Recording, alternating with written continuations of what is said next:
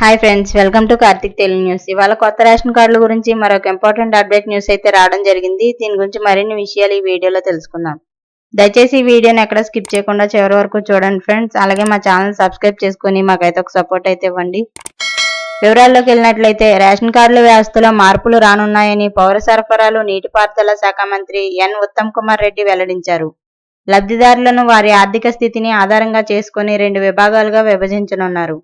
అలాగే దారిద్ర్య రేఖకు దిగువన ఉన్నవారికి బీపీఎల్ కార్డులు, దాని ఎగువన ఉన్నవారికి ఏపీఎల్ కార్డులు జారీ చేయనున్నట్లు మంత్రి తెలిపారు. బీపీఎల్ కార్డులను ట్రై కలర్లో, ఏపీఎల్ కార్డులను గ్రీన్ కలర్లో అందించే యోచన ప్రభుత్వంలో ఉందన్నారు.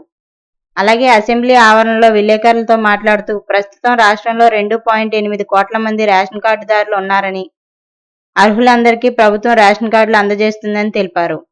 ఈ ప్రక్రియ ఈ నెలాఖరులో పూర్తవుతుందని, ఏప్రిల్ నుంచి కొత్త కార్డుల జారీ ప్రారంభమవుతుందని, అలాగే ప్రస్తుత కార్డుదారులకు స్మార్ట్ కార్డులు అందిస్తున్నామని, పింక్ కలర్ కార్డులు ఉన్నవారికి గ్రీన్ కార్డులు, తెల్ల కార్డు ఉన్నవారికి ట్రై కలర్ కార్డులు వస్తాయని వివరించారు. కొత్త రేషన్ కార్డుల కోసం ఎదురు చూసే వారికి శుభవార్తనే చెప్పాలి.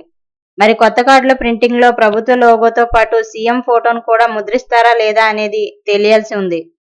కొత్తగా క్యూఆర్ కోడ్ విధానాన్ని కూడా తీసుకొస్తామని ఇటీవల ప్రభుత్వం పేర్కొన్న సంగతి తెలిసిందే. ఈ మేరకు సివిల్ సప్లై శాఖ ఇప్పటికే టెండర్లు పిలిచింది. బెడ్ల దాఖలుకు మార్చి 25 తేదీ వరకు తుది గడువు ఇచ్చారు. సో ఫ్రెండ్స్, ఇది update news. Thank you friends, thanks for watching.